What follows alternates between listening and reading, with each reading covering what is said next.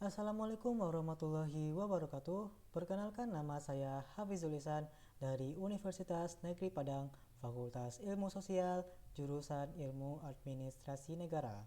Pada kesempatan kali ini saya akan mempresentasikan motivasi kerja di sektor publik. Yang pertama yaitu landasan teori motivasi. Motivasi adalah konsep teoritis yang menjelaskan perilaku orang.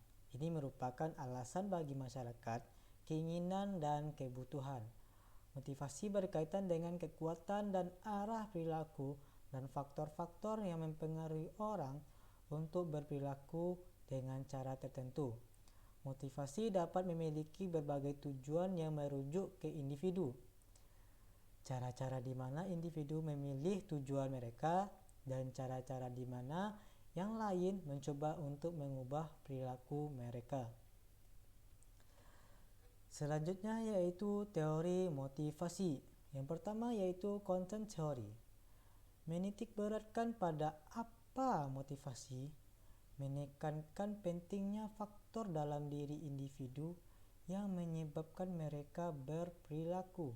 Teori ini berusaha untuk memuaskan kebutuhan apa dan apa yang mendorong mereka untuk bertindak. Yang kedua yaitu proses teori. Menitik beratkan kepada bagaimana dan dengan tujuan apa individu itu dimotivasikan. Yang ketiga yaitu reinforcement theory.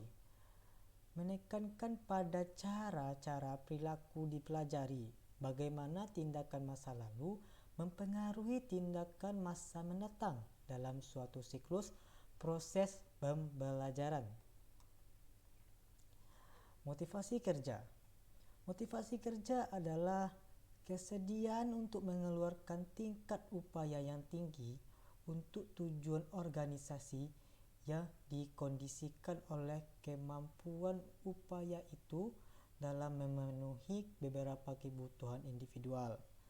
Kebutuhan terjadi apabila tidak ada keseimbangan antara apa yang dimiliki dan apa yang diharapkan. Dorongan merupakan kekuatan mental yang berorientasi pada pemenuhan harapan dan pencapaian tujuan, dan tujuan adalah sasaran atau hal yang ingin dicapai oleh seseorang atau individu.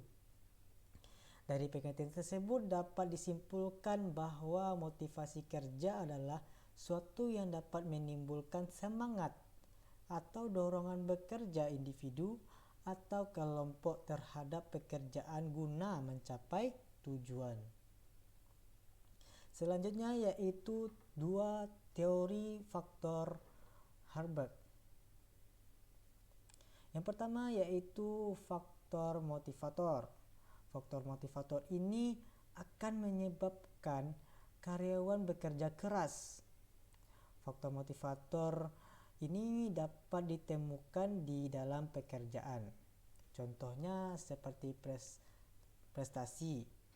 Pekerjaan harus memberikan karyawan rasa prestasi.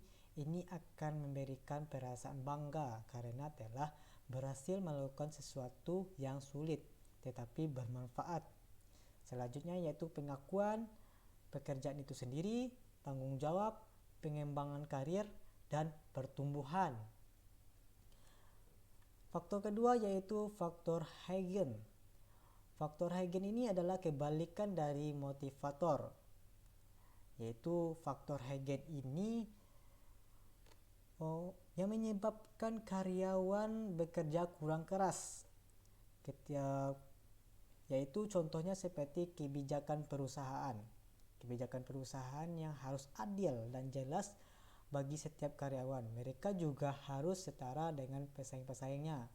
Selanjutnya yaitu pengawasan, hubungan, kondisi kerja, gaji, dan juga keamanan. Pentingnya bagi karyawan untuk merasa bahwa pekerjaan mereka itu aman dan mereka tidak berada di bawah ancaman PHK.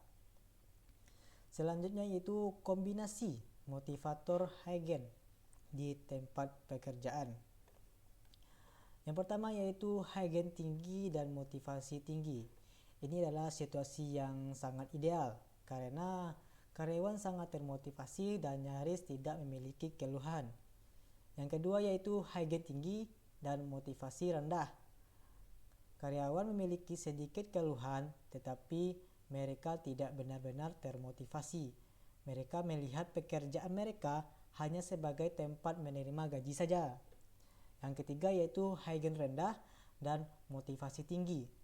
Karyawan termotivasi, pekerjaan mereka menantang, tetapi mereka memiliki keluhan tentang gaji atau kondisi kerja mereka. Contohnya seperti mereka telah melakukan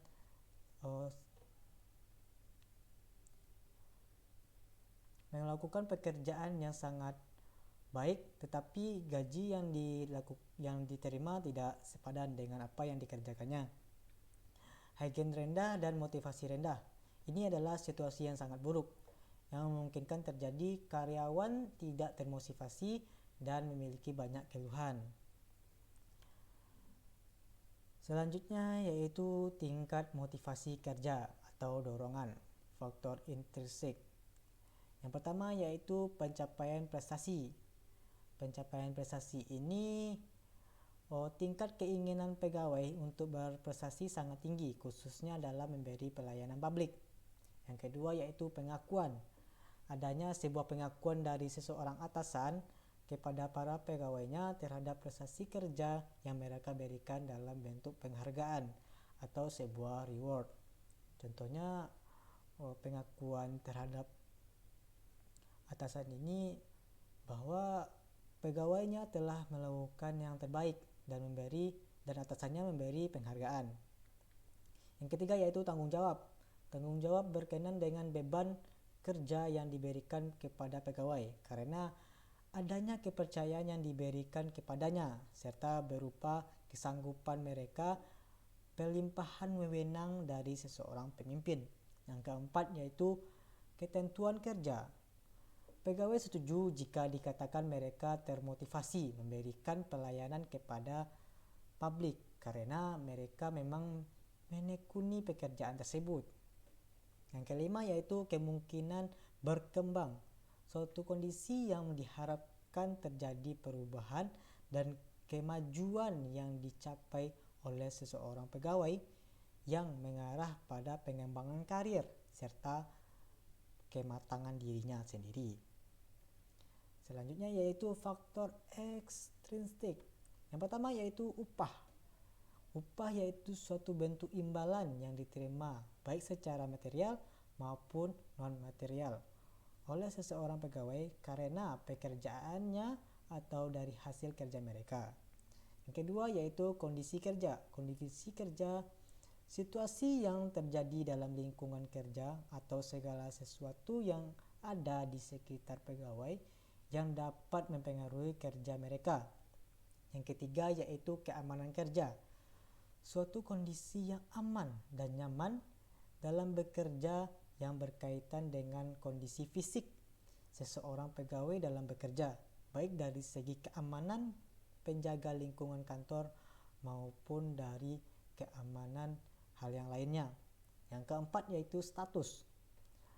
Penggambaran terhadap kondisi pribadi seseorang dalam masyarakat. Hal ini yang dapat memberikan motivasi kerja yang lebih. Yang kelima yaitu hubungan interpersonal. Segala bentuk pola hubungan yang terjadi baik antara pegawai maupun atasannya maupun di antara pegawai itu sendiri. Faktor-faktor yang mempengaruhi kinerja. Yang pertama yaitu faktor kepemimpinan.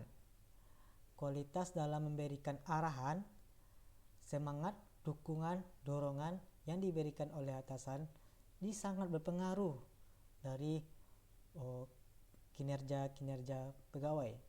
Yang kedua yaitu faktor tim. Sekumpulan orang yang masing-masing memiliki keahlian dan kontribusi mencapai tujuan bersama serta tim tujuan kerja mudah tercapai. Hal ini sangat mempengaruhi kinerja seorang pegawai karena faktor tim ini dapat menimbulkan terkadang perbedaan pendapat dan juga hal yang membuat kerjasama menjadi tidak baik. Yang ketiga yaitu faktor individu. Faktor individu yaitu pengetahuan, skill, komitmen, dan keterampilan yang dimiliki setiap orang terhadap pekerjaannya. Hal ini sangat berpengaruh oleh kinerja pegawai tersebut karena setiap kinerja harus memiliki pengetahuan, skill, dan komitmen yang dia miliki. Karena kalau tidak memiliki tersebut, hal yang lain akan menghambat tujuan tersebut. Yang keempat yaitu faktor lingkungan kerja. Lingkungan kerja ini sangat mempengaruhi pada keoptimalan kerja.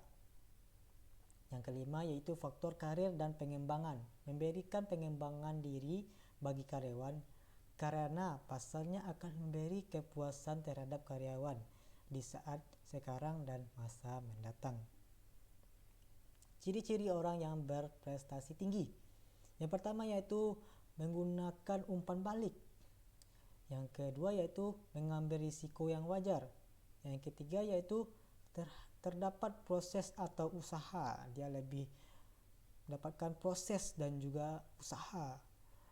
Yang keempat yaitu bertanggung jawab secara pribadi. Hal ini sangat berpengaruh sekali karena orang yang berprestasi sangat bertanggung jawab, mengerjakan sesuatu dengan kreatif dan inovatif.